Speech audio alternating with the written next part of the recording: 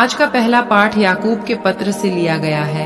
अध्याय 5 वचन संख्या है 13 से 20 तक। यदि आप लोगों में कोई कष्ट में हो तो वह प्रार्थना करे, कोई प्रसन्न हो तो भजन गाए, कोई अस्वस्थ हो तो कलीसिया के अध्यक्षों को बुलाए और वे प्रभु के नाम पर उस पर तेल का विलेपन करने के बाद उसके लिए प्रार्थना करें।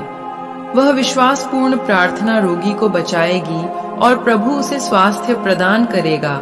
यदि उसने पाप किया है तो उसे क्षमा मिलेगी। इसलिए आप लोग एक दूसरे के सामने अपने अपने पाप स्वीकार करें और एक दूसरे के लिए प्रार्थना करें, जिससे आप स्वस्थ हो जाएं। धर्मात्मा की भक्तिमय प्रार्थना बहुत प्रभावशाली होती है। एलियस हमारी ही तरह निरे मनुष्य थे। उन्होंने आग्रह के साथ इसलिए प्रार्थना की कि पानी नहीं बरसे, और 3.5 वर्ष तक पृथ्वी पर पानी नहीं बरसा। उन्होंने दोबारा प्रार्थना की, स्वर्ग से पानी बरसा और पृथ्वी पर फसल उगने लगी। मेरे भाइयों, यदि आप लोगों में कोई सच्चे मार्ग से भटके और कोई दूसरा उसे वापस ले आए, तो यह समझें कि जो किसी पापी को कुमार्ग से वापस ले आता है, वह उसकी आत्मा को मृत्यु से बचाता है और बहुत से पाप ढक देता है। यह प्रभु की वाणी है। आज का सुसमाचार संत मार्कुस के पत्र से लिया गया है। अध्याय 10 वचन संख्या है 13 से 16 तक। लोग ईसा के पास बच्चों को लाते थे जिससे वे उन पर हाथ रख दें, परंतु शिष्य लोगों को डांटते थे। ईसा यह देखकर बहुत अप्रसन्न हुए और उन्होंने कहा, बच्चों को मेरे पास आने दो, उन्हें मत रोको, क्योंकि ईश्वर का राज्य उन जैसे लोगों का है। मैं तुमसे यह कहता हूं, जो छोटे बालक की तरह ईश्वर का राज्य ग्रहण नहीं करता, वह उसमें प्रवेश नहीं करेगा। तब ईसा ने बच्चों को छाती से लगा लिया और उन पर हाथ रखकर आशीर्वाद दिया। यह प्रभु का पवित्र सुसमाचार है। मनन चिंतन। आज के सुसमाचार में हमें प्रभु यीशु के द्वारा बच्चों का स्वागत किए जाने और उन्हें ईश्वर के राज्य के योग्य उम्मीदवारों के उदाहरण स्वरूप पेश किए जाने का वर्णन मिलता है।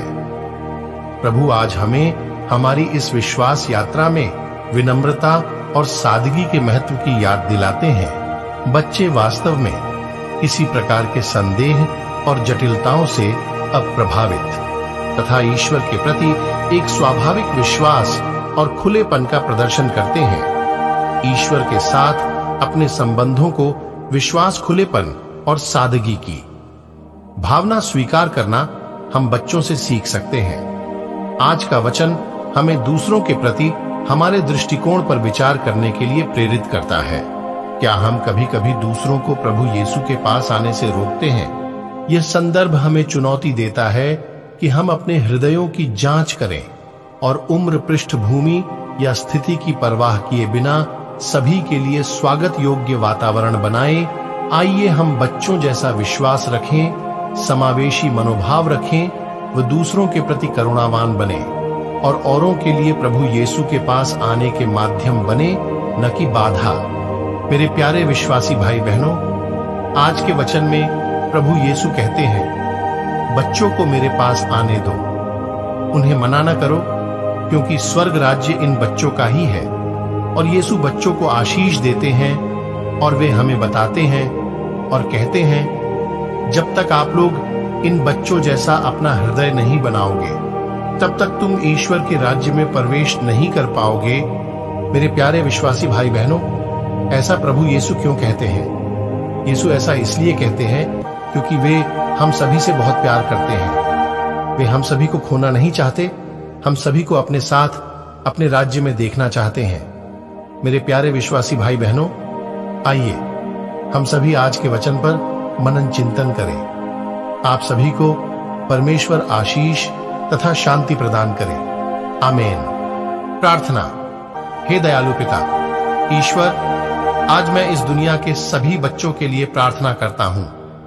पिता, वे जहां कहीं भी है, पिता ईश्वर, आप उनके ऊपर अपना हाथ रखने की कृपा कर, उन्हें बुद्धि कृपा, अपने माता पिता से प्यार करने की कृपा, बच्चों पर बरकत की आशीष प्रदान कर, ताकि वे आपके बताए मार्ग पर चल सके। साथ ही पिता, आज मैं ऐसे बच्चों के लिए प्रार्थना करता हूं, पिता, जो बच्चे इस दुनिया से विदा ले चुके हैं। पिता, आप उनके आदि पाप को क्षमा कर और उन्हें अपने राज्य में प्रवेश करने दे और दुखित परिवार को शांति प्रदान कर। मैं आपसे प्रार्थना करता हूं, आमीन।